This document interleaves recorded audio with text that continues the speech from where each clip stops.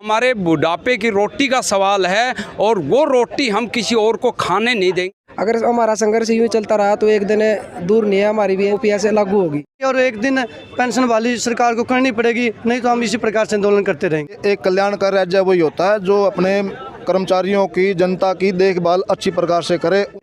OPS नहीं बहाल हुआ तो हम इस सरकार को भी बदलेंगे और जो केंद्र में सरकार है उसको भी बदलेंगे। जिंदाबाद जिंदाबाद जिंदाबाद बीबीएस जिंदाबाद जिंदाबाद जिंदाबाद प्राणी पेंशन लागू करो लागू करो लागू करो प्राणी पेंशन लागू करो।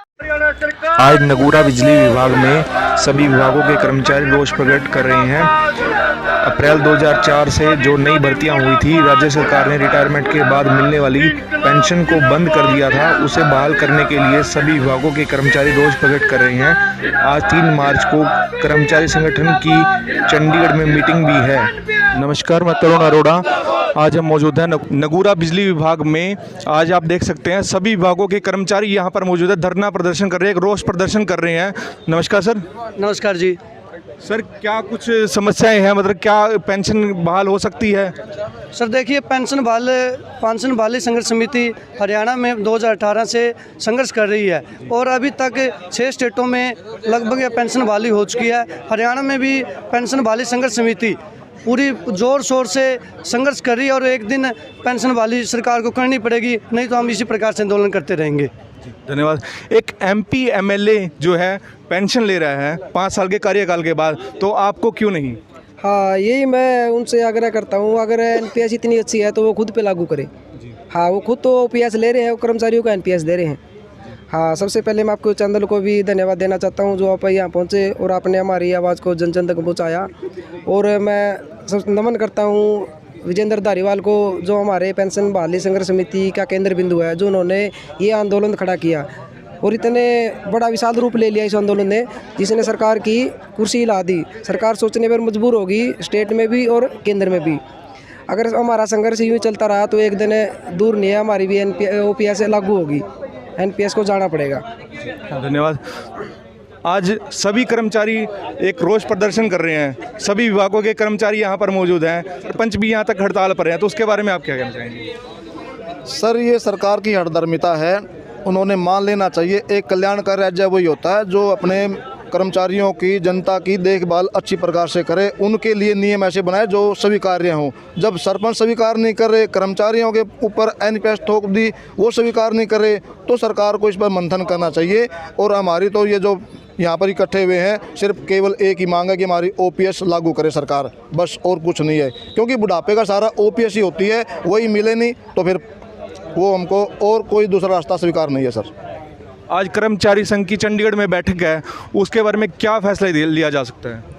आज जो भी फैसला होगा, अगर सरकार सकारात्मक रही तो देखते हैं आंदोलन समाप्त हो जाएगा। अगर सरकार यस करती है और अगर नो करती है तो इस आंदोलन को और जो बढ़िया तरीके से और आगे बढ़ाएंगे हम लोग। और जहाँ तक होगा हम इसके ओपीएस को लेकर के रहेंगे, ये बिल्कुल तय है। हमारी लड़ाई जब तक हमें नहीं मिल जाएगी तब तक ये लड़ाई हमारी जारी रहेगी।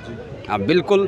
और सरकार अगर यस करती है तो स्वागत है, नहीं यस करती है तो लड़ रहे हैं, सड़क पे हैं, तो आगे भी सड़क पे रहेंगे और लगातार लड़ाई करेंगे, लगातार लड़ाई के मैदान में रहेंगे। हड़ताल करनी होगी, हड़ताल करेंगे, जो कुछ भी करना होगा, क्योंकि वो हमारे बुढ़ापे की रोटी का सवाल है और वो रोटी हम किसी और को खाने नहीं देंगे, वो रोटी हम ले कर के रहेंगे, चाहे कुछ भी हो जाए, ये गारंटी है। और आज कर्मचारियों में जोश है और इस लड़ाई को और ऊंचाई तक ले कर के जाएंगे। और एट लास्ट सेंटर को भी और स्टेट को भी हमारी ओपीएस देनी ही होगी, ये हम ले कर के रहेंगे, ये हमारा संकल्प है सब कर्मचारियों। आज की बैठक में अगर कोई भी समाधान निकलता तो आगे की क्या कार्रवाई हो सकती है? अगर इस बैठक में कोई समाधान निकल गया तो बेटर है, नहीं तो हम भूख हड़ताल पे भी बैठेंगे, धरना प्रदर्शन भी करेंगे। प्रदेश में तकरीबन 1,74,000 कर्मचारी एनपीएस के अंतर्गत आते हैं। अगर सरकार ओपीएस देती है तो वो देन बेटर है, हम आगे भी बीजेपी को ही वोट करेंगे।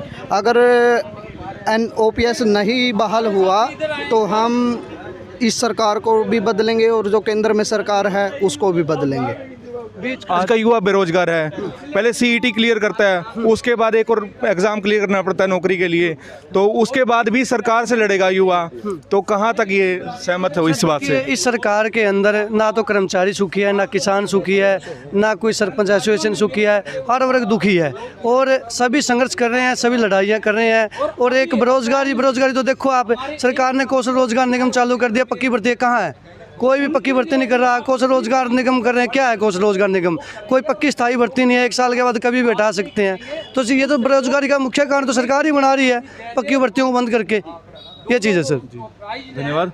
इस वीडियो को ज़्यादा से ज़्यादा शेयर करें, ज़्यादा से ज़्यादा लाइक करें और हमारे चैनल को सब्सक्राइब करें। आप देख सकते हैं अप्रैल 2004 से जो है रिटायरमेंट के बाद पेंशन जो मिलती थी वो बंद कर दी गई है। उसके विरोध में सभी कर्मचारी यहाँ पर मौजूद हैं। आप देख सकते हैं नगूरा जो है बिजली बोर्ड में, यहाँ पर आप देख सकते हैं सभी विभाग के कर्मचारी यहाँ पर मौजूद हैं।